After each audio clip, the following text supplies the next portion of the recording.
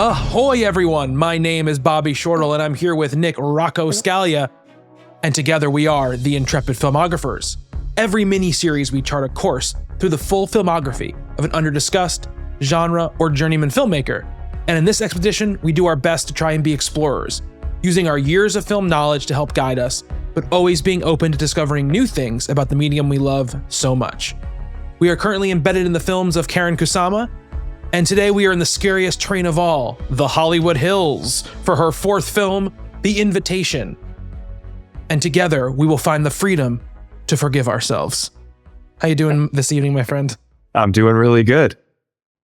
Oh boy. So we're in for the rip-roaring, kind of rat-a-tat dialogue, lots of pop culture references, just like last time with Jennifer's Body. We're there again. This is not a Diablo Cody movie. You're right. Logan Marshall Green talking about buffing his muffin all over the place in this one. Are you doing the Diablo Cody thing now too? Because I don't think that's an original. I think it sounds like her, but I don't remember that phrase from a Diablo Cody movie. Some part of my brain thinks I just made it, but another part of my brain... I don't want to Google it, and part of me wants to Google it, but I also really don't want to Google it. But part of my brain goes, that sounds too much like Diablo Cody for me to have made that up, and that it must have been in Juno or something, Maybe. Or must have been in some other review or parody or joke thing I saw that was making fun of her at some point in my brain.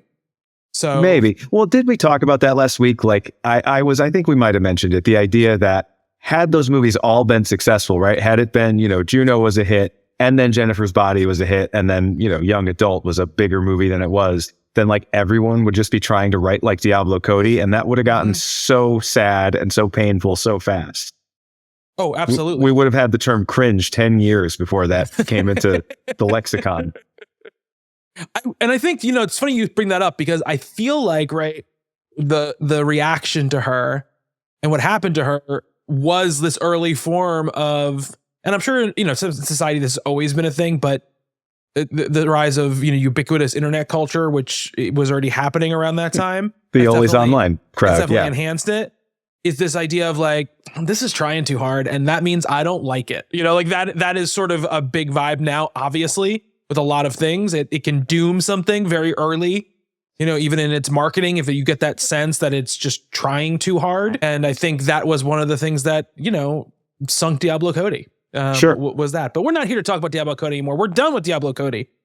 We got not new screenwriters to talk about this time. In fact, we're going back to some old friends.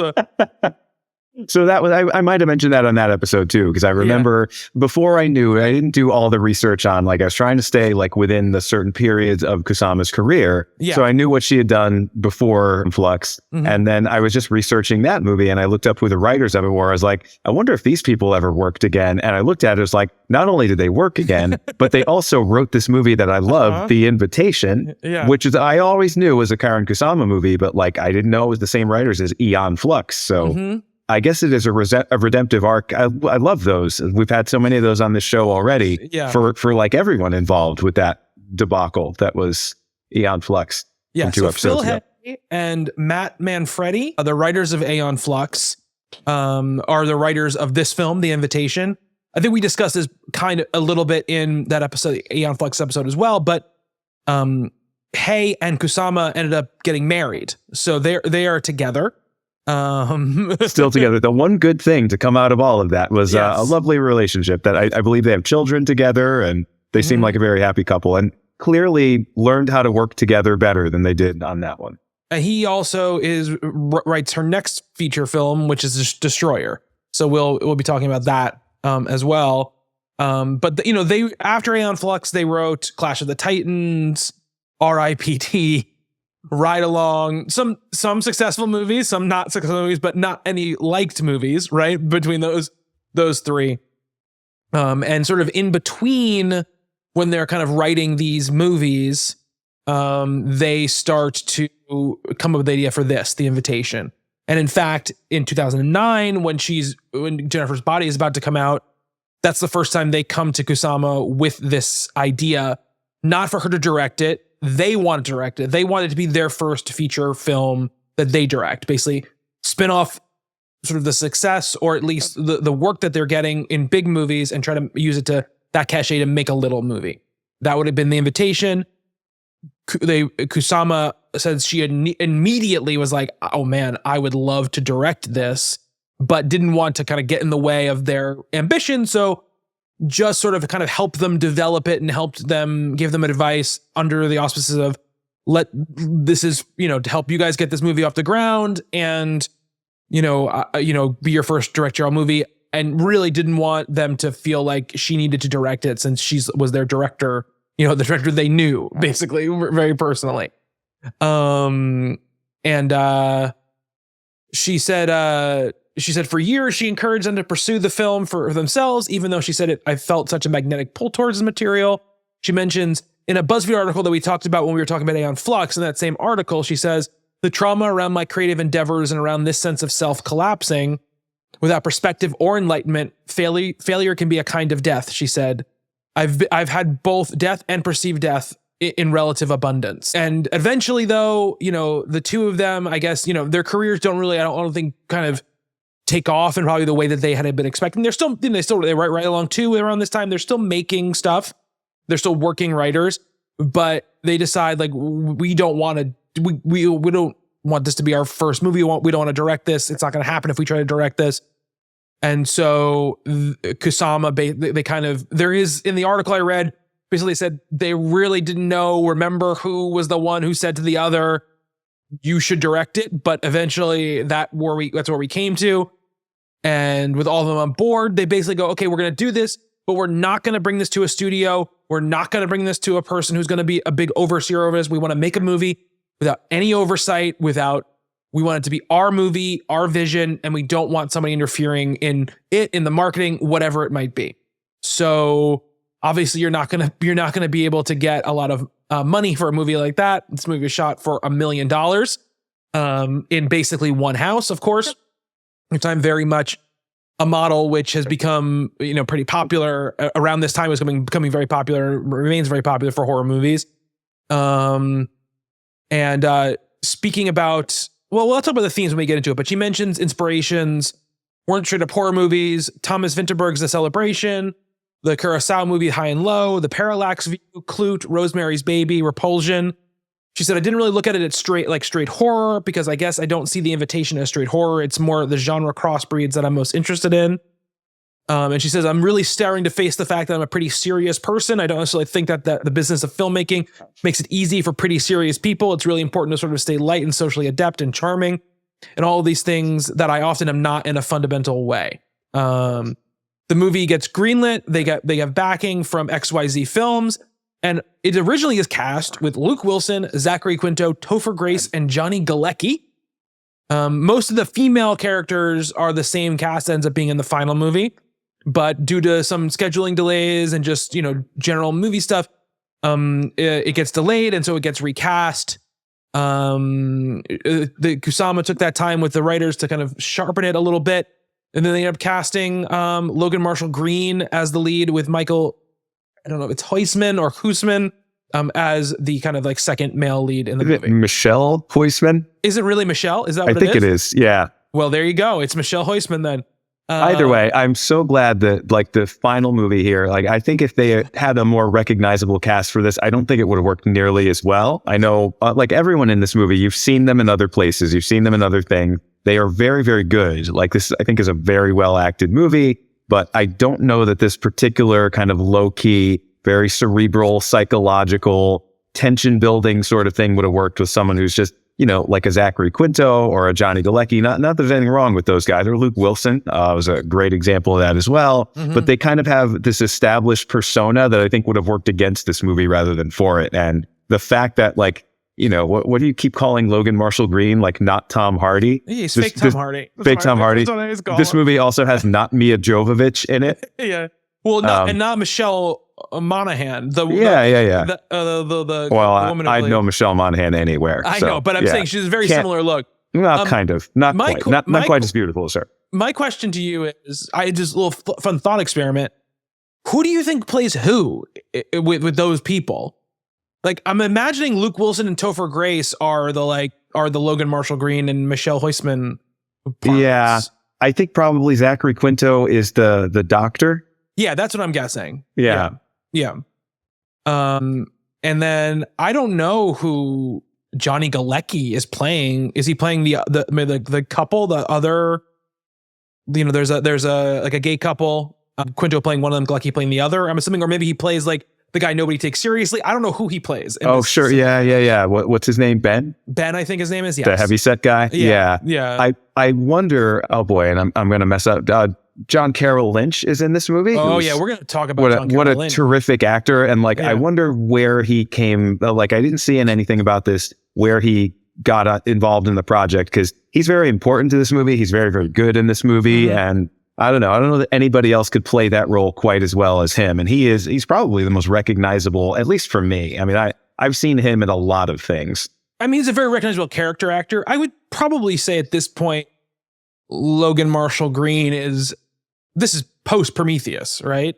Yeah. Yeah. So I would say Logan Marshall Green has definitely been in blockbusters, obviously, but I think kind of in the background of blockbusters. I mean, he's pretty central in Prometheus. It's been a long time since I've seen, but he's the one who gets that's a Noomi Rapace movie to me. Yeah, but he plays like Noomi Rapace's like husband or boyfriend or whatever. He's the one who gets infected first and then comes back, and that's why she has to have like the, she has to have like the C-section of the best scene in the movie. Yeah, alien baby. He's one who comes back. He's like, eyes are all bloodshot. It's so ridiculous. His eyes are all bloodshot. He looks terrible, and she's like, "Are you sick?" And he's like, "No, I'm fine." But anyway.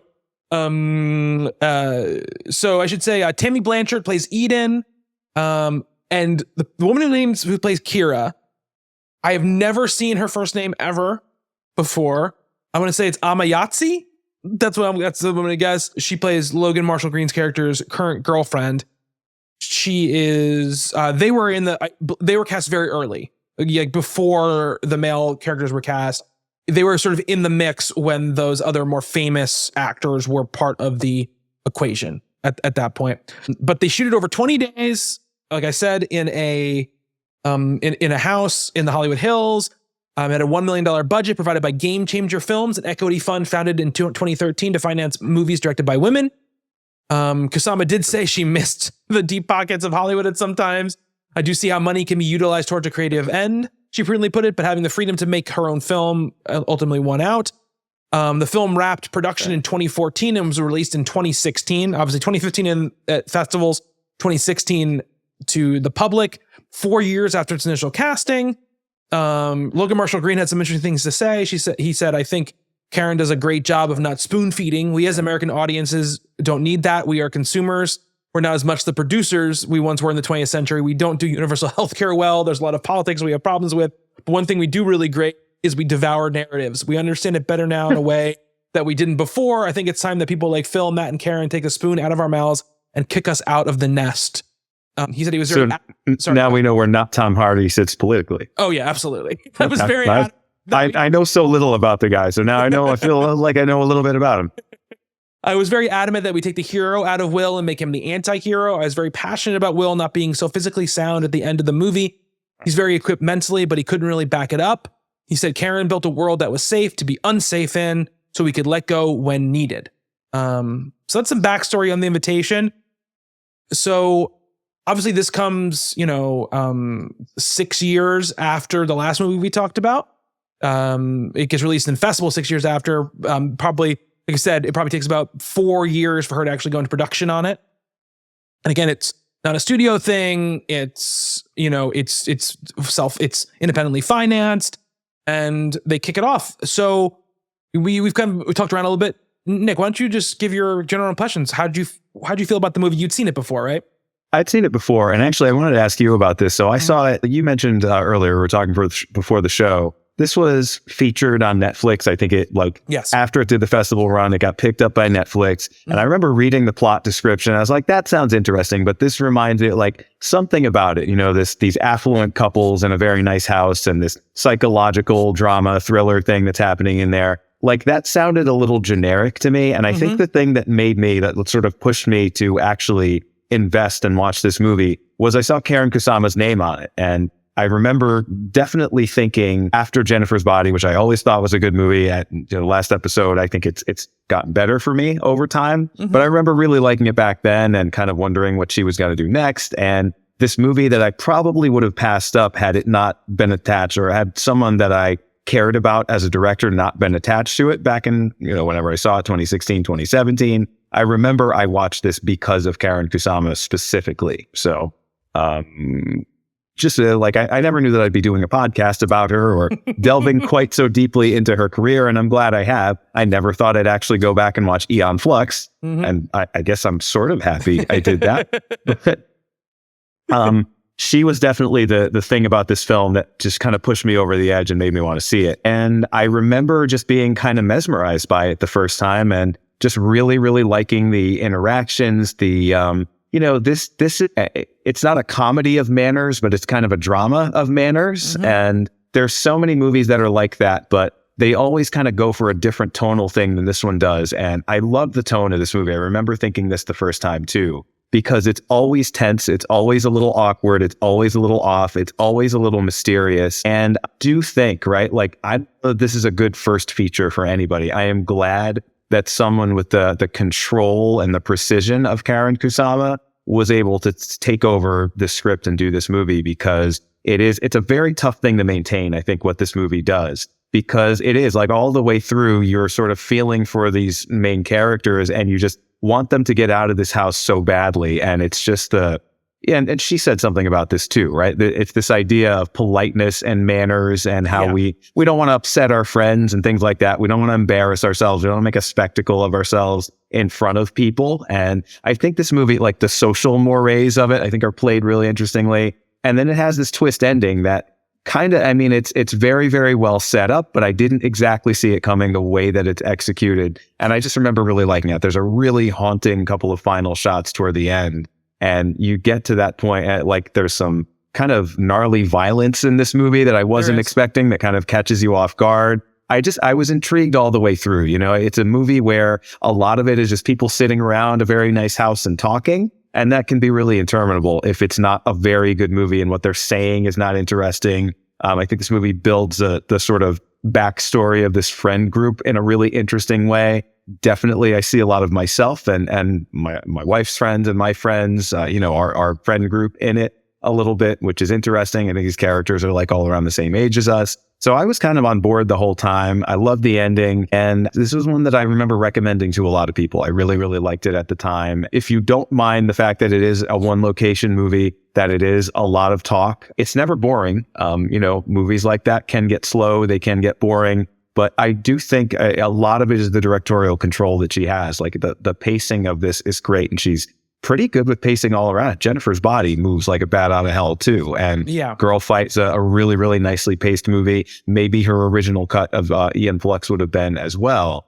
But this one just, I don't know, it's intriguing right from moment one. The setup is great, right? This idea of a guy going to a dinner party at his old house that his ex-wife now lives in with somebody else. Mm-hmm. And this kind of 2 years later reunion between this adult friend group where there's all this awkwardness between them and everyone's trying to do whatever they can to dispel that. And then they bring out the cult stuff, like the 2 years they spent in Mexico. I love one of the things, a plot point or an idea or just a thing. I'm an individualist, right? I love free thinking. I love the idea of people coming to their own conclusions about things, and cults fascinate me, right? Because it's the antithesis of that. It's like you sort of buy into this mentality that all these other people are buying into. So I love a mini series, a documentary like Wild Wild Country, something like that. Anything about cult behavior or cult activities, because, it's always how do people get suckered into this stuff, right? And what are people looking for where they need to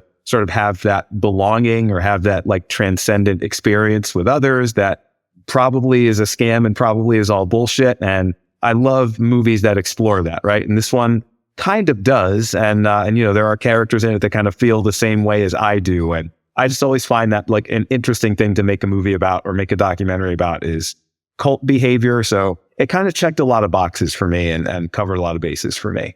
Yeah, I think at the time when I watched it, I wasn't even really thinking about who directed it at that time.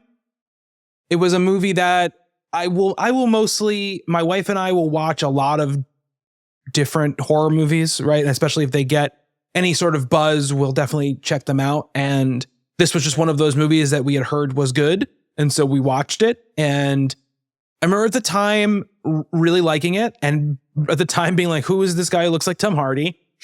In fact, thinking it was Tom Hardy at first. I was like, oh, Tom Hardy's in this movie. And then I realized very quickly it was not him. But if he lost a little weight and grew his hair out, he's less stocky than Hardy is. He's he's not jacked. Yeah, I don't mean lost weight, but like lost mass. Lost mass. Hardy is a solid fella, right? Yeah.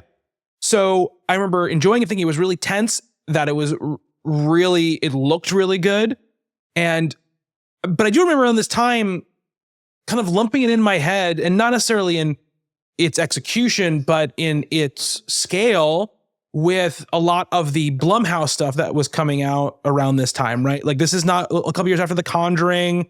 It's right near Insidious. It's right near Sinister, like these type of movies. And this became like the Blum specialty, right? Where you go like, okay, we get a couple of actors that you recognize, we put them in a house, and we get a director who's got some chops, got some visual chops, and we'll make something out of it, right? That's what it usually is. And if it makes money, great. If it doesn't make money, we spent barely anything on it, right? That was sort of the idea, to the point before I think in my brain, I had sort of memory hold this as oddly as being a Blumhouse movie, like at least being produced by them. And of course it isn't. Really? Because I don't think it has the mass appeal of a Blumhouse movie, right? Here's what I'll say. I don't think you quite understand how many movies Blumhouse produces in a year. They produce a ton of movies. And a lot of it is like, we'll make 20 movies for $100 million total, right? And if 5 of them do well, we have covered our entire budget, and the other ones will do fine on VOD, right? That is no. I agree with that. I just don't think they make anything quite this niche. I don't know. I mean, I think if you look at their whole filmography, you'll find plenty of niche movies. But I think, like, again, I just, in my head at the time, I lumped it into that grouping just because it shared, like I said, the scale. It's not necessarily like the thematics or what's actually happening in the movie. It's just sort of like the scale of it, right? Well, it has that look too, that like low budget, but like very professional, very slick sort of look. Like this is, the set is really, really nice. The lighting is really nice. Like I will say that about even the lesser Blumhouse movie, like, Night Swim type stuff. Like they have a nice look about them, even if they're not really great movies. Well, I would say, I mean, again, Blumhouse has a lot of movies, and some of them are terrible. Like, I just watched the first Ouija movie the other day, and that's a Blumhouse production.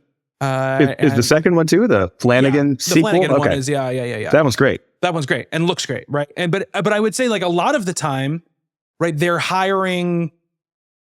real filmmakers making those movies, whether they're up and coming or whether they have some other experience in some other place. Like, we mentioned obviously the Wan movies. Then Derrickson directs Sinister, and they're just movies that with competent directors, with good visual stylists, and obviously Kusama is one of those. Well, this isn't a Blumhouse movie, but this was an up and coming, sort of way to get your movie seen at this time, right? Which was make it for real cheap in a house and hire somebody who can film it real nice, and it works, right? And I think this movie, although when you dig into it, right, is about a lot more stuff than those movies are usually about, right? And it's I agree. And calling this a horror movie, I think it's technically accurate. I'm not sure that that's where I would classify it. I'm sure there is a way. I've never seen a trailer for this. I'm sure you could cut a trailer for this that kind of focuses on that aspect of it. But it's really, like I said, it's more of this kind of drama. It's a psychological movie. It's mostly taking place in the character's head. It's mostly about the awkward situations or uncomfortable situations. Like it's very tense. This reminds me of, are you a Trey Schultz guy? No. It Comes at Night. His first movie. I haven't seen It Comes at Night. No. All right. So I was a big fan of that movie. And then he made a film called Krisha, which came out a few years before that, set in one house, made for nothing, a very, very small budget, even compared to this. And it's just about a character who arrives at like a family Thanksgiving dinner, and she is a train wreck and causes kind of psychological harm to everyone there and herself. And to me, like this is that kind of movie. It's more that like awkward, disturbing to which it does, yeah. And apparently they scaled that back a little bit. Apparently there was more of that originally. The sort of violence was a bigger part of the movie. Like it really lasts like 20 minutes of the movie. Yeah. And this movie exists. And it was, I think, a little bit more, if not half and half, a little bit more like 2/3, 1/3, 2/3, let's build it up. I don't know that I would have liked that movie as much. I mean, I love horror movies. I love, slasher movies. I don't mind gore. I don't mind when a movie turns into a bloodbath. But like the fact that I saw this when it came out and just seeing it again now, and I completely forgot that aspect of it, I think, and maybe it's just me, but to me, that says maybe that's not the most important thing here at all. In fact, maybe it's one of the least important things and one of the least notable and interesting things. Like I've seen, there's plenty of like Ready or Not, stuff like that. There's plenty of these movies where people in a very nice house end up killing each other. And this is really not that kind of movie. I would love to. That's Ready or Not is that the Scream? Wingard? Adam Wingard? Is that Adam Wingard? I thought so. I could be wrong. I thought Ready or Not was those guys. I know who you're talking about. They wrote the most recent Screams. Yeah. Tyler Gillett and Matt Batilli-Olpin. Yeah. Those guys. Those are the Ready or Not guys. Those guys have a very particular way of making movies. I haven't seen Abigail yet, which is the movie that came out this year. Yeah. Which I want to see. Me too. But obviously very different types of movies, right? I think that, we'll probably talk about this often because of the kind of filmmakers we're going to be talking about. I find a little bit of the hemming and hawing about what we're going to classify as a horror movie and what we're not going to classify as a horror movie, as even from people who love horror movies like us, as a little bit of genre snobbery, where they're just kind of like, but this is a good movie. I don't want to call it a horror movie. Like it has like, see, that's not what I'm saying. I know that, but a lot of people do this, right? Where it's like, well, that's not at all where I was coming at this from. But it has other things than the horror stuff, so it's not a horror movie. And I'm like, it's a horror movie. The whole point of this movie is to lead to where we get to, right? That's the point of the movie to me. And so, well, quickly, you mentioned the setup real quick. I just want to tell, if people are just listening and not watching the movie, I strongly suggest you watch the movie. But if you're just listening, the setup for the movie is pretty simple. Really, it is, like Nick was saying, our lead character, played by Logan Marshall Green, has been invited with his current girlfriend to his old house where his wife has remarried someone, and they've been gone for 2 years, and they've suddenly reappeared, and they sort of invited all of their friends for this dinner party to welcome them back. And then things quickly becomes obvious that there's ulterior motives happening from the couple. They've become part of a cult or, some sort of religious organization, and they want to pass like a wellness group. Like someone compares it to Est at one point, which I guess was a thing in the 70s. I remember seeing that in a documentary at one point. And again, fascinated by that stuff. Yeah. And the other thing, which is played, it's a heavy note that is played throughout this movie, is that what separated this couple the first time around was they had a child who died. Yes. It was like about 6-7 years old. So, and they're both dealing with it in very different ways. Yeah. And obviously this kind of reintegration of personalities causes a lot of friction. And this is like the same house that they lived in, and also together, that their son lived in with them. And there seems to be something weird going on, but the movie is often playing with the fact that, is something weird going on, or is the Logan Marshall Green character, whose perspective we're really in the entire movie, is he just having so much trouble letting go and is so traumatized that he is seeing things where there isn't something, right? That is a big part of what this movie is all about. And is he just resentful of her for finding a way to get over it? Is it just all this personal stuff it has him on edge and is making him believe the worst in these people because they personally, harmed him, and he can't, mitigate those two factors. So that's what the movie is about. And, think it is what I really like about it, right? And I enjoy when premises are like this. They give you the premise very early, and they kind of just let you stew in it for most of the movie, right? And they don't overcomplicate it with a lot of details. They let you fill in your own ideas of what's going on. They let the actors communicate what they're feeling and thinking in expressions and physical acting rather than dialogue, right? a lot of reactions, a lot of the way the shots are framed and the way the shots are paced that really communicate a lot of what is going on here. I mean, one of the things I wrote down in my notes was there are scenes that are unsettling, but when you break them down, it really is all about just the framing, the pacing of the editing, the sound effects and the music. They're not really showing you anything creepy, right? But Logan Marshall Green staring, at something and the camera slowly just sitting on him and then showing you a reverse shot and you're just hearing some sound effects of maybe kids playing, stuff like that. And you start to, a character out of focus in the background of a frame. Very often John Carroll Lynch just sitting there, not creepily, not doing anything creepy, just kind of sitting there, smiling John Carroll just Lynch being John Carroll Lynch. Is kind of creepy. Just putting him in the corner of a frame is like, what's going on there? Yeah. There are just certain actors, right, who are like, they're their own set decoration. They're their own sort of prop, and he's one of those people who just communicates a lot just from being in a scene. I mean, sometimes it's just a woman with no pants on staring at you from a bedroom door.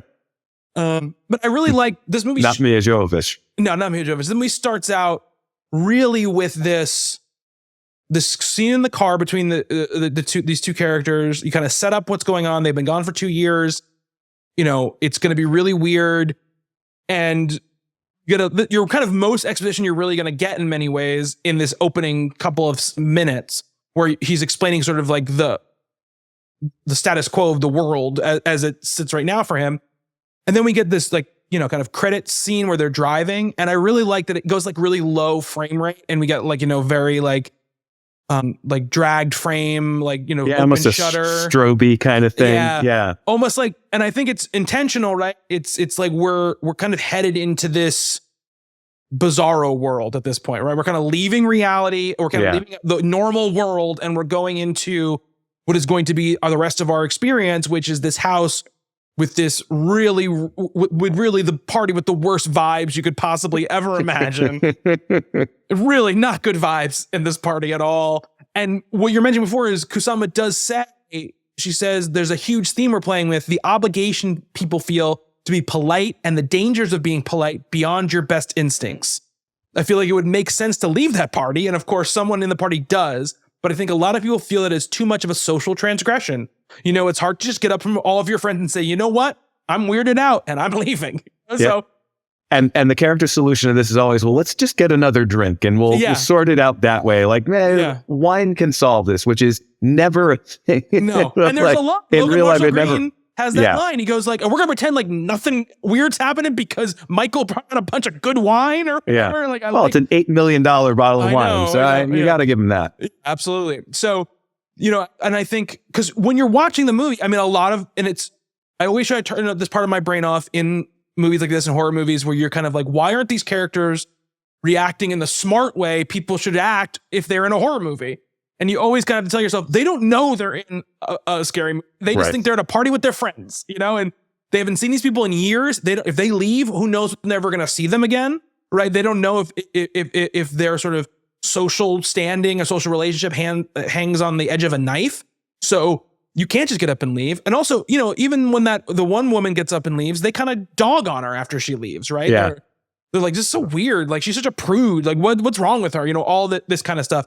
And these people kind of like give in to like stuff they initially say is weird just because they're like, well, let's just go along with it. And, the Logan Marshall Green character is... For him, it's kind of an endurance test, right? Like in the opening scene, he kind of talks about this, like, this is the thing I need to do to maybe give myself some closure, to prove to myself that I can go to this house and be around this person and be okay with it, right? So he knows, and I think his fiance they're engaged, right? Are they engaged? Did they say they're engaged? I don't remember. I thought that got mentioned once. So they're in a serious relationship together. Very serious, and that's kind of how he explains it to her, right? Like, I just need to be able to do this. And of course I don't want to go. There's no part of him that wants to be there. But if he can make it through, then he kind of proves something to himself, maybe proves something to her as well. So like, he is kind of girding his loins for like the most uncomfortable night of his life. And it certainly becomes that, but not exactly in the way that he thinks it's going to be. But I sort of like that, particularly, he is the character that is the one that calls some of the other ones out on their bullshit. But he is determined, at least at first, to just get through this night, right? To just do this thing and try to be okay with it, be as okay, be the bigger person, whatever, and prove to himself and prove to his ex-wife and prove to everyone that he's okay. Yeah.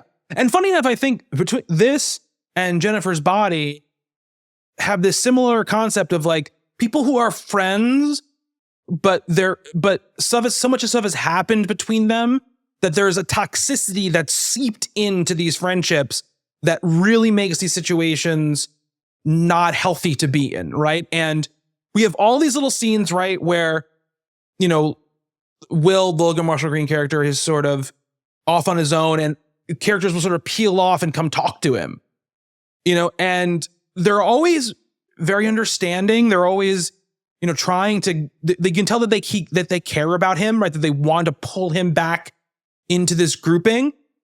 And because all of them are doing it, right, the script and her as a director are very much setting up this concept of, he's the one who is sort of in the wrong, right? He's the one who sort of is acting abhorrently, even though there's all this other crazy stuff happening. And again, it is this idea of like the pull of these social groups and sort of norms is so strong that these people literally watch someone die on camera and then are like, Will, you're being really weird. You're hanging out too much on your own, and it's like, sure. But on the other hand, they are also, because of what he went through and because they all kind of feel a little guilty that they weren't there more for him when all that went down, they're willing to forgive a lot of stuff. He does, acts, like you said, kind of abhorrently, and he does some things that are socially, unacceptable. But, even though it was years in the past, the grief, I think, lets him get away. Like, they're afraid to be mean to him. They're afraid to confront him because there's this sense that, they should have been there for him when he really needed them. And he, kind of just got away from them and they distanced themselves. And so I think because of that, that's why there's I don't know, like you mentioned characters in horror movies, right? One, they don't know they're in a horror movie. Two, they just make decisions that serve the plot. But I do think there's a lot of nice sort of psychological factors in this that make it believable that they all stay and are willing to sort of put up with everything that they put up with in this movie. Well, I mean, because up until the very end, right, all of them just sort of believe, this is weird, but like, that's all it is. We'll get through tonight and they'll have said their whole spiel or whatever, and then they'll feel better. And then, we'll be able to sort of, things will get to be more normal again, right? As we see each other more. Or they could never see each other again, or it could be just kind of closure for all of them. Yeah. And I think, but I do think there is this aspect of the story, which I think is intentional, which is, they give Will slack, but Will really only has one moment where he is like outwardly hostile and, over the top with people, right? The rest of the time he's just sort of being antisocial and being a little bit, prickly about certain things, being a little bit of an asshole here and there. And I think that the intentionally the filmmakers are kind of putting across this thing where it's like they give him a little bit of slack, but in the end they sort of have like this, come on, buddy, get over it kind of vibe to them, right? He has a kid who died, right? And he's back in his house with his used to be his wife, who is now married to somebody else. And I just think like, even though they appreciate sort of the weirdness, they don't, this is the truth of people, right? You can't really understand the depth of that sort of despair, right? From the outside, no matter how much you care about the person, right? You just can't. At a certain point, the little bit of your everyone's built-in selfishness takes over where they're like, dude, come on. Like, we're friends. Like, why can't you just be our friend again? And there's a little bit of that in here too, I think. And this leads me, I want to get us away now because I rather just backload the episode with as much positive talk as we can. My one real critique of this movie, and the reason why it is, a 4 out of 5 for me, still I think it's great, but it's not like an all-timer for me or even better, is that the ending of this movie is obviously, it's a cult and they are trying to, they're up to something bad, right? They're going to do something bad. And I think the movie plays around just a little bit too long with the concept of, is there something bad happening, or is Will just kind of losing it? Because at a certain point, this movie wouldn't exist. The movie exists for the ending, right? That's why the movie exists. The movie's building the whole time. And so the movie playing with us a little bit past the point of, we know, we get it already. We know, right? It just, I don't think totally works. I think there's just one or two too many scenes of Will snooping around, or, you know, standing outside on the deck being like, you just don't, I can't do it. You know, like there's just one too many of those scenes. Well acted, well shot, well written scenes. This is not me saying they're not in a vacuum, well constructed pieces of film. But I feel like this movie's about an hour and 40 minutes, right? I think as short as it is, I think you can shave either 10 minutes off of it, or you can do a little bit longer with the, we already know what's going on type of situation. And that's it was my complaint back when I watched it the first time. So it's not just a thing where I knew it was going to happen and was kind of waiting for that build to happen. I felt that same way when I watched it the first time, and I felt that same way now, which is, you're playing with me a little bit too long when I already know this has to end in something crazy, because why would the movie exist if it didn't end in something crazy? So that's my one critique of the movie. I agree with that. I think that's a fair criticism. It could maybe not dance around that quite as much. I also think the way that comes about is like the one note that feels a little false, or something that like maybe could have been done differently. Like, you know, the passing around the wine, that whole thing. You know, that's a, see, I like that scene. I like that scene a lot. I like the scene too, but I mean that, you know, it's Jonestown, right? It's hand everybody their cup of Kool-Aid, you know, it's like the way that you would do that. And this is kind of a smarter movie than to just do the obvious thing. And I think in that moment, it kind of does the obvious thing, right? It's this toast. It's like, all right, we've done everything. Now let's have some wine. Like, okay, that's probably when things are going to get weird. I guess the one thing that I would say to that is, and I remember thinking this the first time I saw it, it's ambiguous enough up to that point where maybe it's Will that is going to be the catalyst for the crazy thing. And it does a little bit to set that up. And maybe that would even be a more interesting movie. But I do think there's enough sort of tension with that, and with our main character, who we do sympathize with the entire time, you know, like, I kind of remember thinking the first time, maybe it's him. Maybe actually this is not as weird as it looks, and he's the one that's going to be, you know, whatever, like I said, the catalyst for the violence or the sort of craziness that ends the film. And it doesn't end up being that. No. Here's the thing. Like, if this was the first movie I'd ever watched, might be like, I might really doubt it, right? We're a long way from that, though, aren't we? But the thing is that the movie has given us enough weird shit that they're doing, right? The pills, the videos they make them watch, you know, all this kind of stuff. The story that, you know, Pruitt tells them about what happened with his wife, you know, the way that, you know, the other woman leaves, and just, I love the way that whole sequence is framed. That's perfect. Yeah. That's it, just perfectly out of frame. There's a lot of that. So many, you know, you mentioned, Kusama mentioned like Polanski, Repulsion. Mm-hmm. I think there's a lot of that. And there's like a lot of times what I love about this movie is it doesn't feel like an American movie, right? Yeah. Like American movies would spell out a lot of the stuff that this movie leaves just kind of nicely ambiguous, a little bit out of frame. It is very much about, as I said, the sort of psychology of the characters, and this sort of, you know, they're all affluent. It's this very mannered sort of thing. I mean, they're all drinking and messing around. I mean, they're not like, you know, super upper class, like hoity-toity kind of people.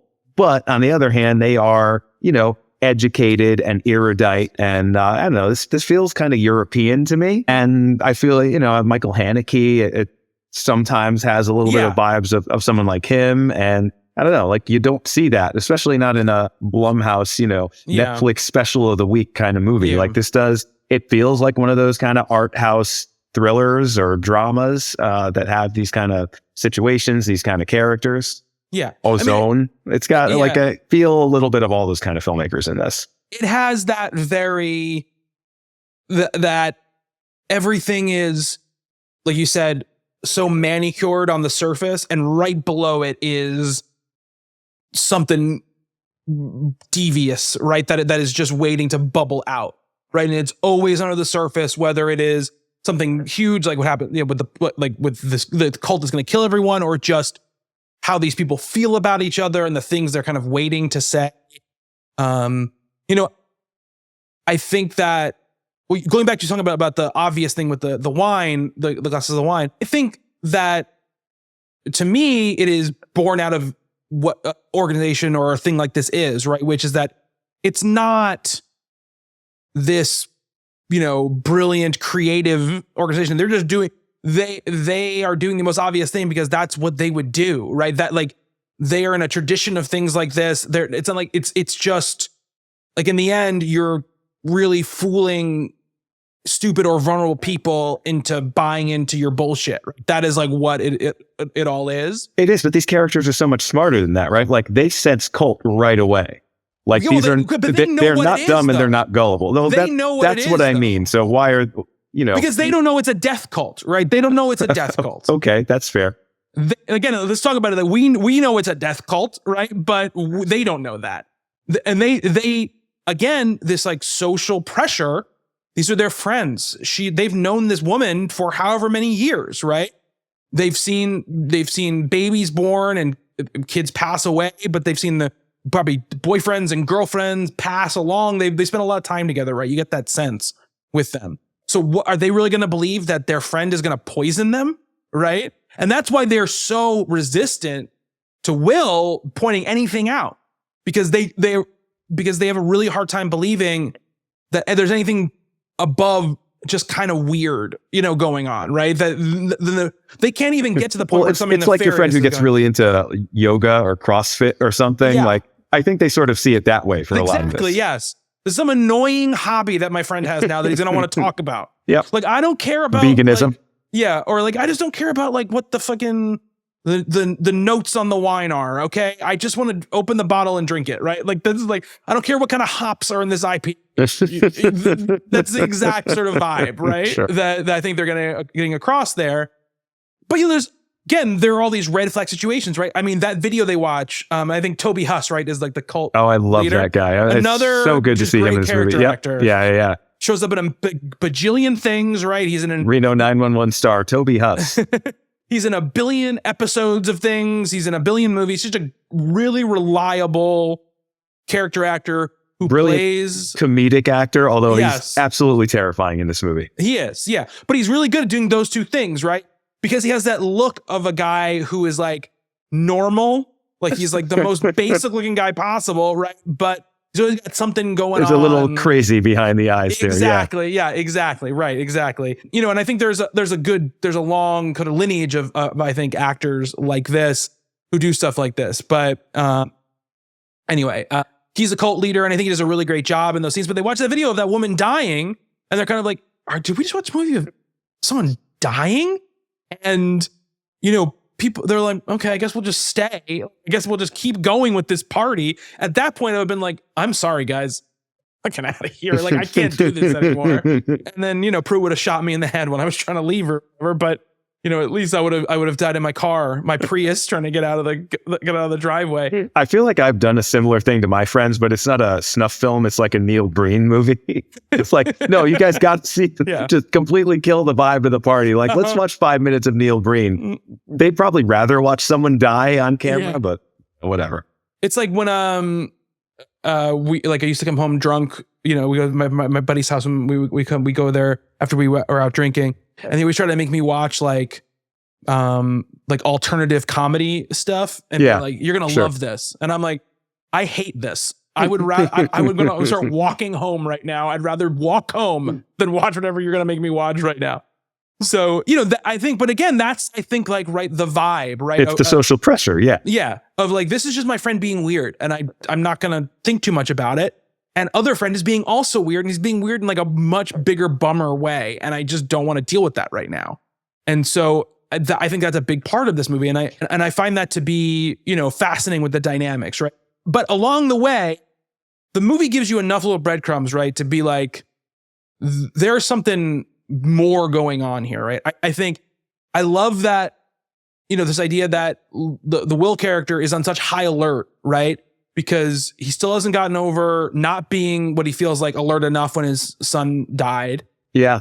And he's still in this sort of like heightened, PTSD and he's back at the scene, right? It's almost like, the soldier going back to the battlefield, right? It's like he's so, his fight or flight is so tweaked right now that he's noticing and seeing everything.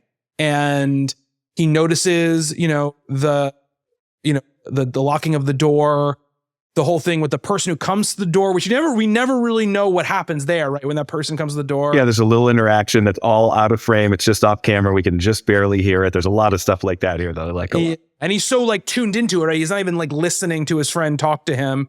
He's just sort of really distracted. And I think that, my guess is extrapolate from the ending, right? That it's someone else in the area doing the whole thing, right? The whole invitation thing. Having another death cult party. Having a death cult party, right? And so, I think all that stuff is really cool. And in the scene where she slapped, what's her name? What's the Tammy? Oh, Eden. Tammy Blanchard is the actress. Eden is the ex-wife. Yeah, the ex-wife. When she slaps that guy Ben in the face, and she's like, nobody cares about what you say because you never take anything seriously, or whatever it is. These moments where it's like, that's a great point, actually. I meant to mention that before. One of the things I love about this movie, one of the things I think is brilliant about it, is there's a lot of that, right? Like things get very tense, things kind of escalate to this point where it's like, how can this go on? And then they get diffused. It's like this tension and release thing. Yeah. And like, I've been in situations like that in real life. Like there's this weirdly is, as outlandish as the plot of this ends up being, kind of the way people relate to each other in this movie feels very true to life. Yes, where absolutely. You're in a situation where it's supposed to be social and people are supposed to be having a good time. Then things get tense. Somebody says something offensive or crazy, or, things get like people kind of get into it. And then it's like 5 minutes later, everybody just take a breath, go have a drink, go step outside for a couple minutes. And then everything is basically fine again. And it's cool because we have this character, Will, who is kind of at, like you said, in this heightened state where every little thing like that, he's just kind of making mental notes about like, okay, this was weird and this was fucked up. And I saw this thing and I heard this thing. But like everybody else is like, okay, things are getting tense. We should probably just go home, end this thing. And then it's like, oh no, let's just like stick it out a little bit longer and everything's fine. And they get back to kind of joking around and being like just cordial with each other. And that I think works really, really well in this movie. I think that's really interesting the way that goes. And it's kind of, there's these peaks and valleys all the way through it up until things get bloody in the end. Yeah. And it's right up till that point that it's, escalation of tension, and it could go in that direction. And then it totally doesn't. I forget what it was. I should have taken this note. There's one moment where Will is just completely wrong, right? It's Choi, right? Yeah. Gina, character who shows up and she's waiting for her boyfriend and he's not there. And then Will gets a message on his phone from her. It's like, hey, I'm here. I'm early. Nobody's here yet. And he's like, well, where the fuck is he? And turns out he just, got called back to her. Somebody says that like, oh, maybe he just had to work. And turns out he did. That was exactly right. And Will looks like an ass and kind of has to apologize for it. And you think that's where the movie is going to just go haywire, and it's completely diffused in that moment. Then the character just shows up and he's just this real chill, nice guy, and like nothing bad happened to him at all. Yeah. Not yet. Yeah. He is not long for the world of this movie, but for a while there, it's like, oh, cool. This guy will deflate the tension a little bit. He seems great. Yeah. And I feel like what I'm going to say is I think because it really plays in that social situation where when you get in an argument with your friend or you get in a disagreement, part of you is, angry about like, well, they did something to me. But then part of you is also like, but what, was I an asshole? Did I do something to set this off? So when a friend comes to you and is like, well, let's just bury the hatchet, you're like, you're partly relieved, right? You kind of let the other part go in some ways. And I think that's what's going on here. And they play that a lot. And is it worth throwing away the friendship for, right? Like whatever it is, this little transgression, like, okay, in the grand scheme of things, like, yes, this is an awkward night that we're having, but can we get over it and be adults and still get along? Like we have a long history together. Like, I don't know. I do feel there's, like I said, I feel like that's very true to life. Yeah, it absolutely is. And I would have lasted a while at this party, I think. How about you? I would have lasted somewhat. I think the death video would have gotten me. If I was the guy who got slapped in the face, I probably almost definitely would have left. I probably was just stormed out that door, at a certain point. But so I think that talking about the filmmaking, I really like, speaking of the European vibe, right? The way it's lit, it's so warmly lit. You get this, I love the dichotomy between the way it looks, like that warm, inviting, sort of beautiful look compared to what that feeling of awkwardness and social tension that's going on underneath the surface. They're really in competition with each other in a really fascinating way. And I also really love the way she uses a lot of, especially on the Will character, a lot of close-ups, a lot of shallow depth of field, a lot of, putting things out of focus, a lot of, kind of narrowing down the point of focus, really bringing out this idea of how separated Will is from everyone else, right? Because so many people everyone else is sort of usually shown in like a wider shot, a medium shot, a 2-shot or a 3-shot. Yeah, exactly. Obviously, these are filmmaking things that a lot of filmmakers do, but I think a lot of people who don't shoot movies or haven't really thought about them too much, like we've thought about them, don't realize those are the things that they're doing, and why you feel a way without realizing why you're feeling a way. And this is an intentionality by the filmmaker to make you feel this way. Keep Will in one shots, keep him in close-ups, keep him feeling claustrophobic, right? Sure. He goes. And Will is the audience surrogate too. Like, yes. He's not only like, although he is part of this friend group, he's also distanced from it enough. And it's his house, but he hasn't seen it in a while. Like, we want to see more of the house. We want to explore a little bit. We want to check out all these weird little things that he's seeing. And so it kind of allows her to do that, right? Like, we get the information that we want through him because he's looking for it too. Like, he doesn't participate when they're just all kind of sitting around shooting the shit kind of thing. He's really kind of away from those sorts of scenes. Yeah, absolutely. And you get the sense that there's a lot of talking about him when he's not there. Like behind his back, yeah. Yeah, because people keep coming to him and go, listen, we've been talking about it and you really need to get your shit together. And so you get a lot of that sense. So, and I think that is also a very relatable feeling as someone who's going through something around a bunch of other people. And it can be even more isolating, right, than when you're by yourself, which is, sort of a kind of generic or stereotypical thing to say, but it's very true, right? And I think this movie is really pushing that idea because they want you to feel the more and more he's sort of sectioned off, the less you're supposed to kind of maybe trust him, right? Maybe there is something going on. And I think that Choi moment is the ultimate moment, right? Where it's like, because at that moment, the first time you watch the movie, you were 100% in with him. You're like, this is exactly what I thought was going on. Yeah. Choi is dead. Like, you don't bring up this character that early and then him not show up and him be fine. Like, absolutely, something weird going on. And he's calling them on their bullshit. You're like, yeah, absolutely. Like, we are ignoring this shit because you're serving fancy wine. Like, let's, and all this kind of stuff. But I think that scene before that, right, is the actual dinner scene, which I think, I love the way it's shot. It's shot like, it's shot like it's like this like bacchanal feast, right? Wine is spilling over the glasses. Oh yeah, yeah. That just like that animals. Shot, the shot over the table, the bird's eye shot. Love that. Yeah. It is hard to shoot everything in basically one place and to keep it interesting and dynamic and moving. And she does such a good job with this, using all these different rooms for all these different reasons. Putting this.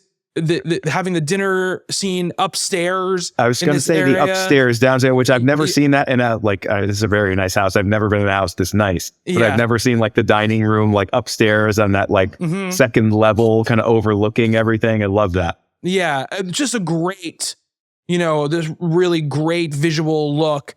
And, you realize though, like so he's this thing where he's kind of like screaming, like, to Kira, his girlfriend or fiance, and she's not hearing him, right? And you're not really sure, is he actually screaming at the dinner table, or is it just like in his head that he's screaming? He just feels like he's screaming, because then we get this quick cut to him being outside, looking out at sort of LA, and you cut back to the interior, the reverse shot of what the table looks like, and it's like very normally lit, like flatly lit almost, it looks just like a dinner table.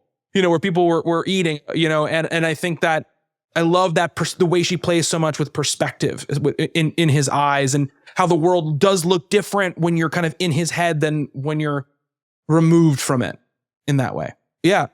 And then, Choi shows up and, we get this sort of like really, I think, great Logan Marshall Green in this scene when he has to really reckon with himself, right? Sure, and decide in his head, like, maybe I am like fucking wrong. Maybe I am wrong. Maybe I'm jealous and I'm seeing things that are not there, and it's all me. Yeah, it's all me. And again, I go back to my critique of the movie. I think this hits even harder if we've got a little less of the build up to it. I think just a little bit less of it, but this scene is so good, and Logan Marshall Green nails it. Right, the vulnerability that he shows in this moment, going from 10 like down to like -10 as far as his self-assuredness about what's going on in this moment, I think really, really works and sells it, and is kind of the key to selling everything that happens at the end of the movie. I think is this scene with him, because he really just like allows himself to believe that he's wrong. And I think it's part of what Green was saying, and I think it's him being the anti-hero, him not being perfect. He really wanted this guy to not, be the whole time, I know what's right, I know what's real, and I am going to, basically stick to it until everyone is on my side, right? That's not the kind of character he is. No, and that's such a horror movie trope too, right? Yeah. That's Dr. Loomis telling everyone, lock up your kids, Michael Myers, there, right? That whole movie, he's just trying to convince everyone that, no, I'm not crazy. This is a thing that's actually happening, which we see in almost every, and I love that this movie is ambiguous enough, like I said, almost all the way through until we get to the third act of it, where it might just be, or the weird stuff that he's seeing could mostly just be in his head, and he could be the problem as opposed to what actually the external problem that they face. I think it's very, and I agree with you. He's very, very good in this. He's great in this. Again, not an actor I'm super familiar with, and even though I've seen him in things before, clearly, but it's his movie. Like, it's kind of interesting here. Like, think of Kusama up to this point as a very feminist-oriented filmmaker.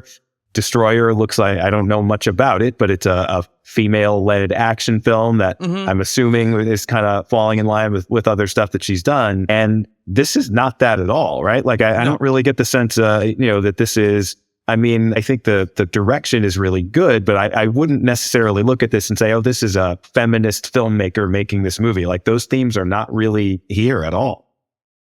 No, they're not. It's a male character who's kind of, like I said, he's our audience surrogate. He is the protagonist of the story. He's a fairly normal guy, but he's a good character, and it's his movie. It's his story. Yeah. We didn't mention this. I love that when the Michelle Huisman character comes out, that he's great in this too, by the way. He is great in this. Obviously he's in Game of Thrones. He ends up being in Haunting of Hill House, the Mike Flanagan Netflix series. He's great in Haunting of Hill House. Yeah.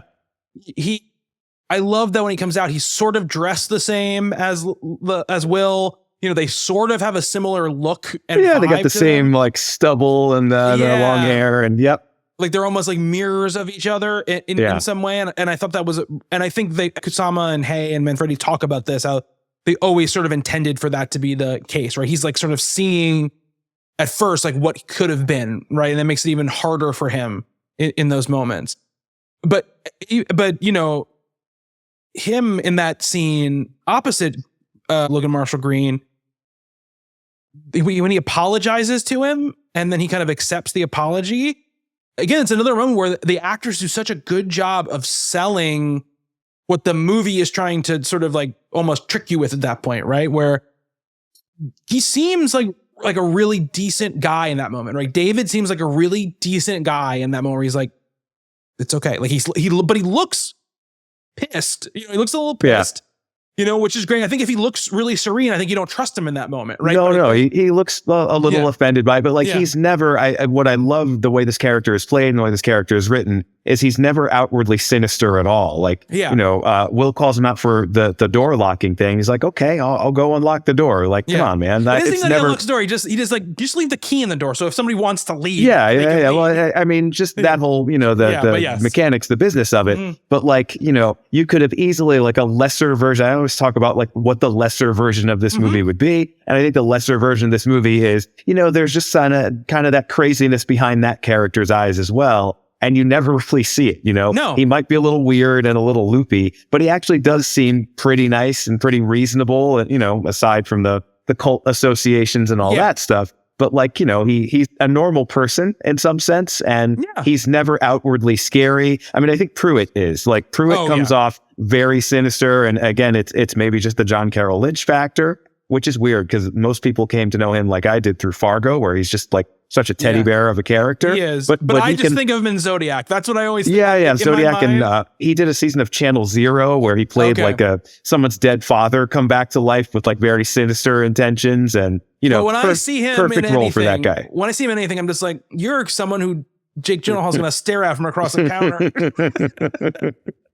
Yeah, he played his share of serial killers and things like that. But in this way, I mean, you can't really escape that. But I do think the David character is not that at all. And even Eden, you know, like she could come off a little, you know, femme fatale-ish or a little sinister also, but she's not. I mean, we kind of feel sorry for her. Like, if anything, she's just bought into this thing that like maybe she shouldn't have been so gullible, but like in her grief, even that we can sort of understand. And I think there are like, you know, the performances in this are very good. And this does not tip its hand too far in that like weird Lynchian horror sort of, uncomfortable thing that it's going for. I do think, again, I gotta hand it to Karen Kusama. Like, it's a very good script, but I think with a lesser director, I think with someone who, you know, is not as trusting of their audience as she is, you kind of plant seeds here that don't need to be planted. And she mostly avoids that. And I really like that. And I mean, I think all the things that are in her other like good movies that she's done, I think are here from a filmmaking perspective. Like, there's a patience in her filmmaking. There is the willingness to let frames linger. There is a willingness for the editing, even when things are intense, to not be breakneck and overly chopped up. Yeah, you know, the shot composition is really, really gorgeous most of the time. There isn't throwaway shots. It seems like everything is really, you know, thought out and particular. And like you said, it's not just to look good, right? Like, you could easily make this look like a commercial, like a high-end, you know, perfume commercial or something like that, in this really nice, you know, Hollywood Hills sort of home. Our old friend Joseph Kosinski had shot this. Yeah, that's what I mean. Like, this does not, like, the shot compositions here, like you said before, right? Yeah. The framings tell the story. They kind of, you know, build atmosphere, and they're doing something for us. It's not just, hey, what if we put the camera here with this thing in the foreground and it's going to look really cool, this shiny thing, you know? It's not that at all. Yeah, absolutely. And I can't believe we're talking shit about Joseph Kosinski now. I love that guy. I'm not talking shit about him, but you know, you think about I get exactly what you're saying. It would have looked like an Architectural Digest. Yeah. Like Spiderhead. Like, I like Spiderhead way more than you liked it, right? But that thing is shot in that same way. And I feel like that's it. That sterility, which has its place and can really communicate something, right, would not work here. No. If there was a sterility here, and it's not just because there are a lot of filmmakers who would do it that way, I think that it would not play the same, right? And I think, you know, we'll bring this up as we go through these things a lot of the time, because I think a lot of these people we can kind of compare these to the lesser versions, like you're saying, like speaking about, I don't remember if we were talking about, I think we were talking about pre-record, I don't remember. No, we're talking about record, Ouija, and Mike Flanagan's Ouija 2, right? There's a big difference when you have a real filmmaker making the movie, right? There is a voice and an intentionality and a direction, right, to what they're doing. And this is like outside of sort of the auteur theory, you know, which is that everything is right. Everything is theirs, right? It's from top to bottom. But this is saying she looks at this material, which she obviously lived with for a while. Obviously someone very close to her made it, but she connected to the material and she came with a take and a style, right? And that really elevates what is a good script into being, I think, even better movie, right? Because this is one of the times where the medium of movies elevates what's on the page. Because, and I think the actors have talked about this, there obviously is a lot hidden from you, right? You don't really learn what happened to Logan Marshall Green's child, except for little things here and there, little clues, and he said, we had to communicate a lot of that stuff just with sort of looks and the way we delivered lines. And also it's the way she sets up shots and what she chooses to show, what she doesn't, what the sound effects do, what the score does, all this kind of stuff brings all that stuff together. And so I think, more than anything else, or more than any of the other movies we've watched of hers, Girl Fight, because it is all her, right? And forget about Aeon Flux, Jennifer's Body is really a really strong authorial voice from the writer that she's bringing her style to and her filmmaking chops to, but it's not even there is an overwhelming take right above even her take on the movie. This, I think, in many ways of the movies we've watched, other than her original or her debut feature, I think really showcases what she can do as a filmmaker when she's allowed to just bring what is her to the thing that she's doing, right? And I think that's what this movie really does, if that makes sense. Yeah, no, I agree completely. Okay. Like, I do think all along she should have been making movies like this, and maybe the big studio, big budget stuff was not for her. I mean, look what happened when they kind of forced her into that situation. Like, nobody was happy with that. And this, I mean, it's a success. It's very good. And like you said, I mean, I think her work kind of elevates this material, and it just shows, I mean, she is a very, very good filmmaker, but I do think, the palette or the canvas she's working from is this, great actors, minimal locations, small budget. She said she missed the studio budget, but like, if she had another 10, 20, $30 million to spend on this movie, how would it have been different? Other than we're just casting more recognizable people that I think would have undercut the nice subtleties of this movie, Like I said before, right. I don't think she needs $20 million, but she probably would like $5. Okay. I mean, she would have had more time to shoot, but it feels like an independent movie, and it is, it's got the sensibility of an independent movie and the intelligence of an independent movie. And there's nothing flashy. There's nothing Hollywood about it. And I mean, not nothing. I mean, there's not nothing Hollywood about it. It goes a little mainstream in the end there, but I like the way this played. Even that last shot, and I was talking about it before, the homes on the hills with the red lanterns, right? We can't skip over the fucking thing, like the turn of the movie. We even talked about the turn of the movie. We can't talk about we've already done that. We haven't talked about the last shot of the movie until we talk about the big turn. So, obviously, here's what I really like about the way that this. So, there's this moment where the Will character is like, I fucked up. Can I go look at our son's room? Because he's been like avoiding it, right? There's just moments where you see him kind of look at the door. He goes in there. And you get this like really tough flashback where he sees his son and lying in bed together. It's really tough. And that was the moment where I was like, man, like, knowing what was going to happen in the movie, I was like, I don't know what the fuck I would do. You know what I mean? Like, I don't know would I react like him? Would I react like these people who joined a cult? I don't even know. I can't even judge them because I don't even know like what that would do to me. Right. And you really feel it in this moment. But then, of course, he doesn't let it go without doing a little more snooping. He's got to do a little bit more snooping. First, he sees David turn the lantern on in the backyard. Right, that happens in this moment. Then he sneaks in. He looks at David's computer and he watches a video of Toby Huss basically being like, tonight we affirm our faith.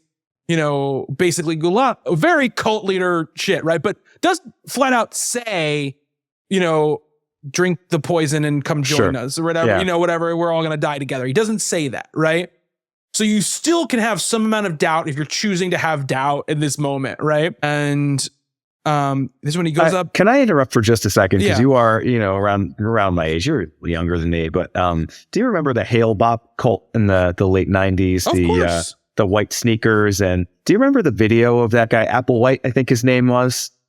I don't remember the video. Oh, they definitely showed it. It was on 60 Minutes or something. They did. I remember watching that and just, that was before I got kind of as fascinated with that stuff as I am now. But it was a very similar thing where he's this very soft-spoken, grandfatherly looking guy. And, you know, it was like an ASMR video before there were those things. And he was basically just speaking to his followers of this cult. And I remember they showed it on something. And I was like, that is scarier than any movie I've ever seen. And this little moment where he picks up the laptop, and like all laptops in movies, you open it up and immediately there's that thing that you need to see. Playing. Yeah. It's like that specific video, but it reminded me a lot of that. And I think I read that somewhere that was one of the influences or the inspiration on this was that particular cult, that particular case. And I remember that being a pretty big news story back in the day. You know, there were a lot of them. A lot of them died, and it was very bizarre. Like I don't remember what I was watching, but they had video of, like, you know, the bodies with the white sneakers on, like dead in the bunk beds in their compound or whatever. And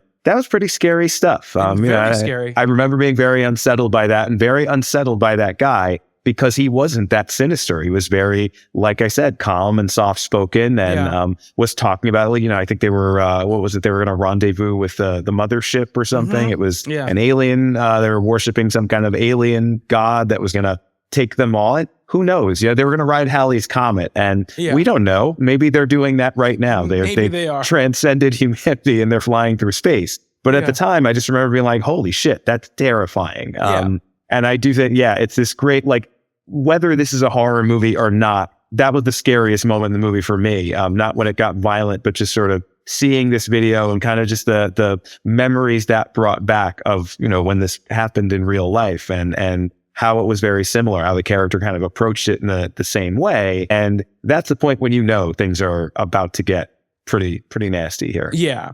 So you see that, right? And I think intentionally, right, it's supposed to still just give you just a little bit less information, so that you can have this moment, right, when he goes upstairs and they're passing out the wine glasses and he's starting to put it all together, right, where he has to make the choice, right, to be like, no. I have to believe that my instincts here are right, that there's something fucked up going on.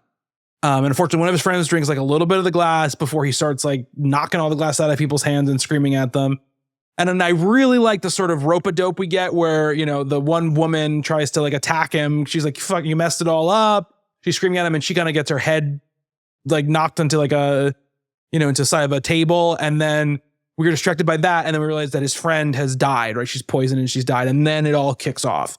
And, you know, Pruitt, you know, goes into his sort of just like kill mode, right? Just like the John Carroll Lynch character just kind of goes, he's just like, well, this is my time. It's a fine line there. Yeah, I'm going to do my shit now. But what I really like about this, there is your tense scene where a bunch of people die really quickly because they're all sort of still like trying to figure out like what the fuck is going on, right? Like this doesn't make sense to them. What's and we've never seen a gun, right? Like there's a lot of shooting that happens here, and it's not a Chekhov's gun situation that was not planted earlier in the movie. Like someone just has a gun and it gets used a bunch of times. Yes, which I like, actually. Like I don't want that stuff. I don't want that foreshadowed. Yeah. Plus, it's America. You don't have to foreshadow it. Everyone's got guns. Yeah. Yeah. And I totally believe that someone like the Pruitt character would have a gun. So 100%. Yeah. We even talk about, he gives that monologue where he talks about how, I mentioned a little bit in passing, but how he killed his wife. That he's so good in that fucking monologue. He is. It's so good. Oh my God. So, but the thing I want to say about this is we get this scene, right? All the doors are locked. All the windows are locked. We think it's just down to the cult members that are left. And, you know, Will and what's his fiance? Kira. And they hide for a little while. They see one of their other friends get killed. And then they're sort of sneaking around the house. And we get, they end up being able to eavesdrop on this scene between David and the ex-wife, Eden. And I love the acting in that scene because that is the moment where you realize she is hopped up on whatever drug she's been taking to try to stay calm, right? Whatever those pills are, you can see barbiturates, you can see how strung out she is, right? In her eyes, right? Like that she's on the edge of like a knife right now.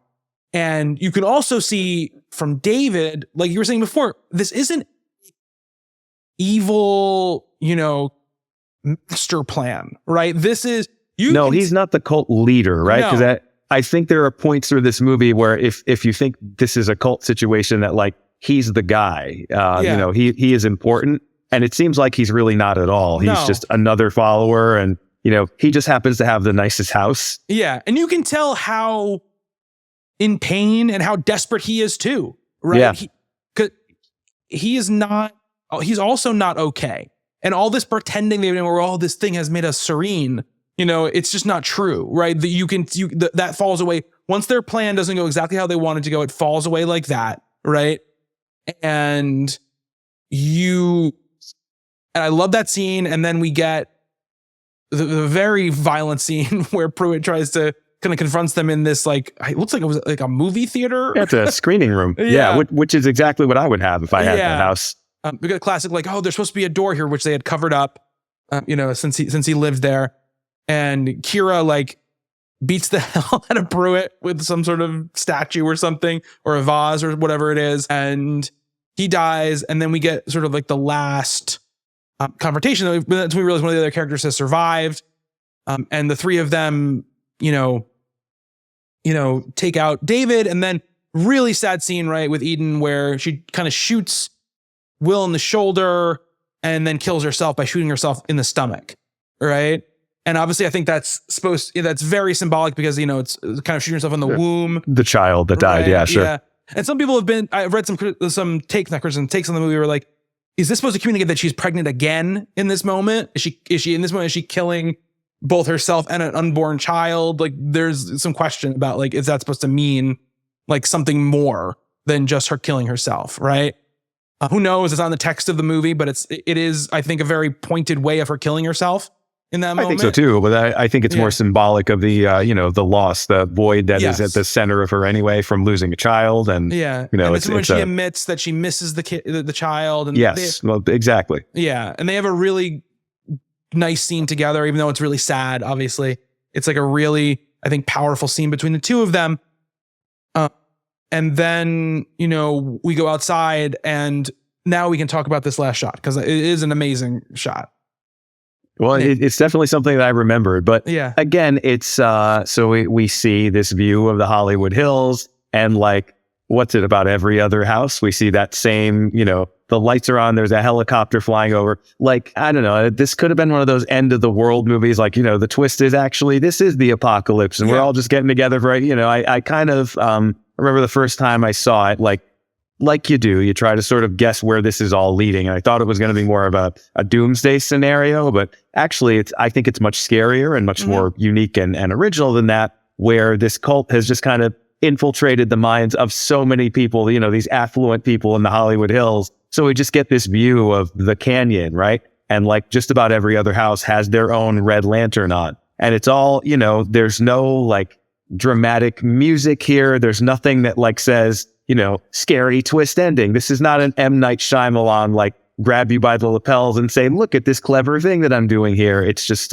very sort of serene landscape, not a landscape shot, but a very wide shot of the homes in the hills with the lights on sort of very subtly. And, if you missed that moment earlier, which it's easy enough to miss if you're watching this on Netflix and not really paying attention, it's very easy to not catch the thing about the red lantern. But then you see that this is happening basically all over town, right? At the same time, what we have seen in this movie has played out, dozens and dozens of times over. I love that as a twist. I love that as an ending. And I love the way it's played. It's quiet. It's much more disturbing for being quiet. And they do sort of Chekhov gun this, right? Because early on when they first revealed that they do this thing called the invitation, right? And some of them know, other party guests know about it. Well, is that name of the group? This grief support group, supposedly that they were associating with in Mexico? Isn't that what it's called? And then they actually send out this very sort of formal invitation to their friends get together. Yeah. So that's what they called it. And they even say that when, there are thousands of us, there's people here, people there, or whatever. And I think what I found so interesting watching it now in 2024, was that it's very prescient in some ways in this idea of, these people have these weird, dangerous ideas, and most of the people sort of in polite society or in what we think of as mainstream society sort of laugh it off. Like, these are weirdos, like, whatever, you know, like there's not that many of them. They just have these outside ideas. And then you sort of realize when it's too late that no, there are these people all over the place, and these dangerous ideas have been allowed to just take root because no one was paying attention or laughing at them. And now some really serious consequences. And it's your neighbors, right? It's not just like someone you're seeing on TV across the country, but it's literally like all of the homes in your neighborhood, or like every other. It's enough, right? It's a lot of homes. I don't know if it's every other even, but it's like a lot of homes. It's enough homes for it to be like, wow, there's a lot of people. And a lot of red lights, a lot of red lanterns. And, you know, a lot of, you know, we had our own kind of bash with that over the last, I would say, you know, 8 or 9 years, you know. And I think that this movie, while I don't think it's trying to be political in that way, I feel like it really does sort of transmogrify onto that. Well, feeling. It's a social contagion kind of thing. Yeah. I definitely think there's, you know, it's not just a fun twist ending. I do think there's a point to it. I think there's a, you know, there's an idea, or there's a thesis at the heart of this movie, and it's not just like a gotcha sort of ending. No, I don't think so either. But it is a fun gotcha ending as well. And I don't want to undersell the fun and power of a good gotcha ending, because that's no, me either. You know? And I hope that anyone who had any interest in this movie watched the movie before they listen to us just spoil the shit out of it. So. Well, yeah, I mean, we've been talking about the movie for an hour and a half. I know. I know. I meant to say that at the beginning, like, you know, shut the show off now, go watch it. It's still streaming. I think I watched it on Peacock this most recent time. Yeah, so it's on Peacock and on Amazon Prime. Very easily available, but oh well, now we've ruined it for you. But hopefully we enhanced it for you if you already had seen it. I don't know. I know people tell me like spoilers are not that big of a deal anymore, but like to me, they kind of still are. I think spoilers are a big deal, but if you're listening to a in-depth breakdown of a director's career, we're going to talk about the whole movie. I just don't think that's the other thing we have to worry about. No, I know. For a 10-year-old movie. There's going to be one guy. There's going to be a me somewhere that's like, God damn it, I was going to watch that movie, and now why? Then don't listen to a whole podcast about it. I don't know what to tell you. Watch the movie first. That's just built into our premise, Nick. We got to talk about the whole movie. Fine, whatever. There's nothing we can do about that. We don't have like a news section. We're going to talk about the, you know. All we do is talk about a whole movie. You didn't care when we spoiled Aeon Flux, Nick. What happened at the end of Aeon Flux? I don't remember. They killed all the clone data. Oh, so right. That Yeah. I actually like that twist. In the ship with Pete Postlethwaite. You know, so come on. Don't forget that. We talked about the end of Jennifer's body. I sort of remember it. We spoiled Top Gun in the other episode. Yeah, Tom Cruise lives. Tom Cruise lives. They win. Spoiled that. Fine. Whatever. But anyway, yeah, quite a good movie. This is, for me in my rankings, and it's out of 5, right, stars. She now has 3 of her 4 movies. We've watched 4 movies now? Yeah. 4 movies? 4 movies we've watched? This is the 4th, yep. 3 of her 4 movies are 4 out of 5 stars for me. Yeah, I think I'm the same way. I don't I like Jennifer's Body a lot more than I always liked it. It got better for me. I really liked Girl Fight a lot. Aeon Flux was not the disaster that I thought it was going to. I mean, we've made fun of it a lot, but you know, and I think a good-natured way. I mean, it's not as horrible as its reputation might tell you that it is. Yeah. And I'm very excited to see Destroyer. Like, I do think, I mean, I kind of knew we were going to, like, having seen this movie, right? And when we first started kicking around the name of Karen Kusama, I was like, oh, well, she directed The Invitation. That movie's amazing. The other stuff, you know, that I haven't seen, whatever, you know, it's like, we know what she's capable of. And I'm kind of glad, you know, that was what made me think this is a director we definitely need to talk about, because look at what she did here. I mean, it's that makes her kind of part of the conversation. It wasn't, you know, I always liked Jennifer's Body, but again, as you said, it's kind of more of a Diablo Cody movie. So maybe that was a fluke in some sense. And I hadn't seen Girl Fight. But yeah, I mean, she really kind of reveals here what's so great about her. Yeah. I'll say this too. I know we made fun of calling him fake Tom Hardy. I feel like if Tom Hardy didn't exist, Logan Marshall Green would be a bigger star than he is. Could be. Yeah. It's unfortunate how much he looks like him. Not even joking. Like, I believe that. I was looking up, like, I was like, what else has he been in? Right. Just to see like what else. He was on 6 episodes of 24, which I don't remember. I watched all of 24. Well, not all of 24, but I watched like all the main beginning season, all the seasons before they came back.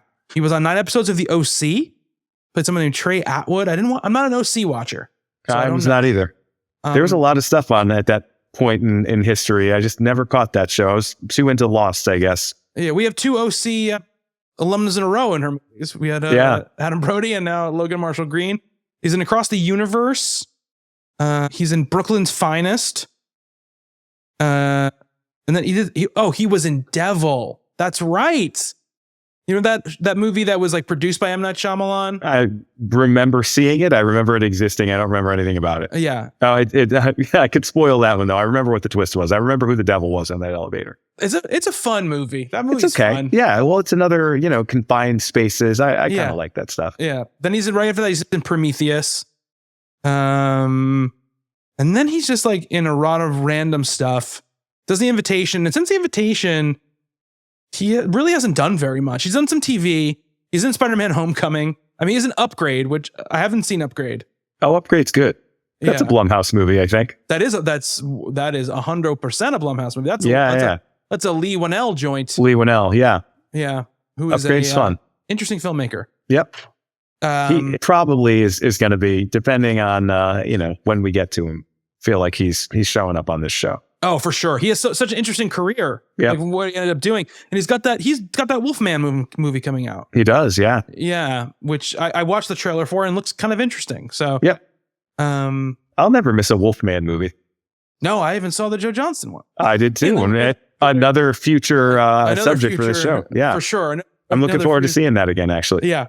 But anyway, yeah, so this was a cool movie. We got Destroyer next week, which is her most recent feature film. I know so little about it. I really know nothing about it, to be honest. Yeah, I also know nothing about it. I mean, I know Nicole Kidman's in it. I've intentionally not really looked at anything about it because I just wanted to go into it as cold as possible. Want to make a prediction since we know nothing? My guess is it's like a female-centric Nicole Kidman starring take on like a Liam Neeson action movie. I mean, if that's what it is. I know, that sounds awesome, right? Maybe I oversold it there, but that is my prediction for it. Yeah. So, I mean, that'd be a lot of fun if that's what that is. Like she's going to be a badass, older action hero type character. I mean, it is called Destroyer. I guess that would make sense. Maybe interesting title though. I don't know. I feel like it's on the nose if it's Liam Neeson, less so when maybe it's more subtle and psychological than that. But I'm excited to see it either way. But this movie, when it was in the festival circuit, is kind of what really, I think, supercharged her career as a TV director. Because this movie is going the festival circuit. It gets a lot of attention. And then she gets hired to direct episodes of *Halt and Catch Fire*, *Chicago Fire*, *The Man in High Castle*, *Casual*, and *Billions*. Like, was really good in *Halt and Catch Fire*? Who? Toby Huss. There you go. Yeah, so it's they must have built a little friendship there, and yeah, I really liked that show. I just anytime anyone mentions that, it's like, check that show out. It was weird and unique. I've never seen anything like it. It was about a subject that was just, how could you possibly get a show on TV about this? And it was just awesome. Yeah. She said that after the movie came out, she said, "Today I read 8 scripts that I've been sent in the past 2 weeks. And of those 8 scripts, 6 had scenes in which a man murders a woman. 3 of those scripts, it's his wife." She said, like, oh my God, girl or woman is getting beaten to death or murdered somehow, often for sport. And we're supposed to just feel that as unfortunate, harsh reality of the world. It's the stories that also need to change. I really like Karen Kazama. I don't know. I like her style. I like her attitude. Yeah, she goes she takes no shit. When this was going on, she was getting meetings with studios, and she said, "The place I'm in is very much a place of, I am not going away, people." She said, "You have to keep dealing with me whether you like it or not." And then an interview with RogerEbert.com, she was asked about the concept of director jail, as we talked about last time.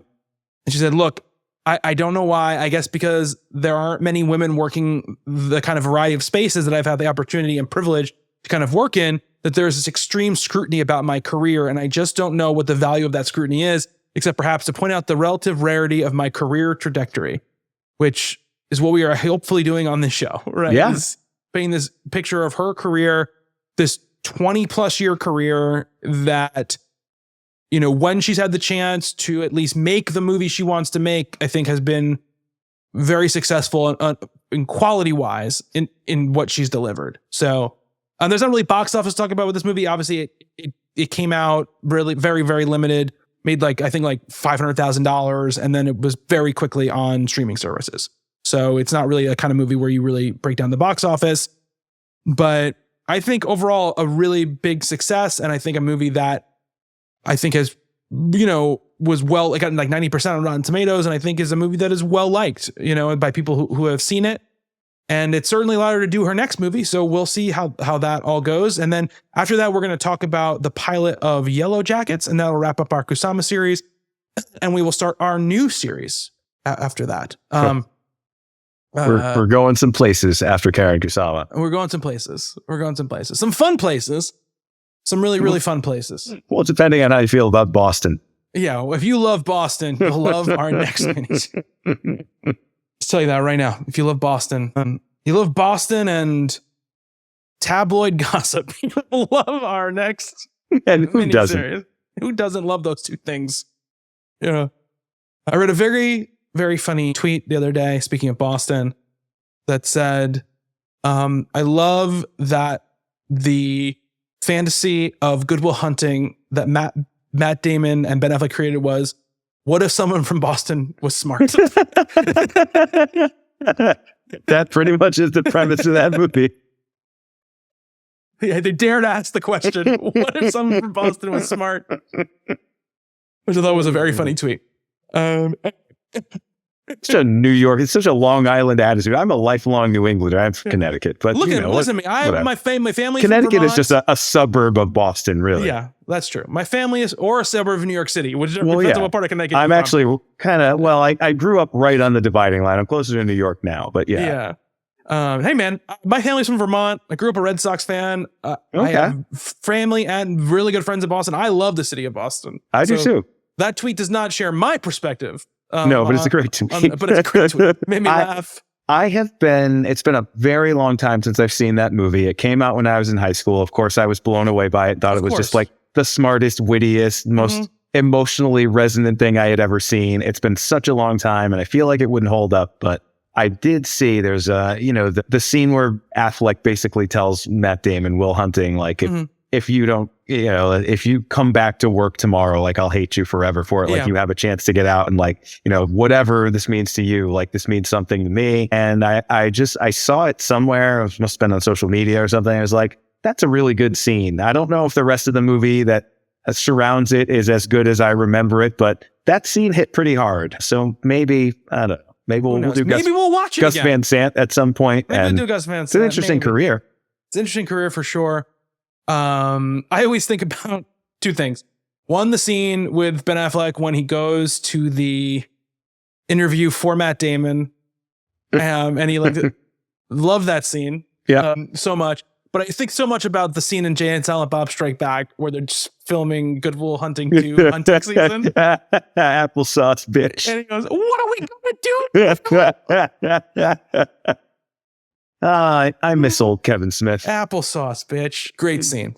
Anyway, if you want to get more of this great commentary and insight into film, intrepidfilmographers.substack.com. You can, of course, subscribe to the podcast on any one of your podcasting services. Rate and review us however you can. Check out, we have some video content that we're going to have up as well. I'm sure you've seen it. I'm saying this now because it's happening in the future, and I'm sure in a couple of weeks you'll hear me talking about it more assuredly. But right now I'm like, there'll be video content up there, I'm assuming, because we haven't launched yet while we're having this conversation. So I recorded a video today, actually. So we'll see how that all goes. We're planning on recording a video after this that I hope will launch when we actually go up, but it should be fun. We're really want it to be a place where talk about movies and, celebrate movies, and you can feel like you're talking about movies. Well, we are in dialogue with these movies. We're talking with these movies. We're talking about them. We're talking with them. We're laughing at them. We're laughing with them. Exactly. You're hanging out with, your friends who just love talking about movies, and you're part of that conversation. That's what we want it to feel like, and I hope it does. And next week we will talk about Karen Kusama's most recent feature, her last feature as of now. Maybe in the future there will be another. I hope there will be another. Yeah, and we'll talk about that if that happens later on. But until then, thank you, Nick. Thank you, Bobby. And thank you to everybody who is listening. Until next time, be good to one another. Later.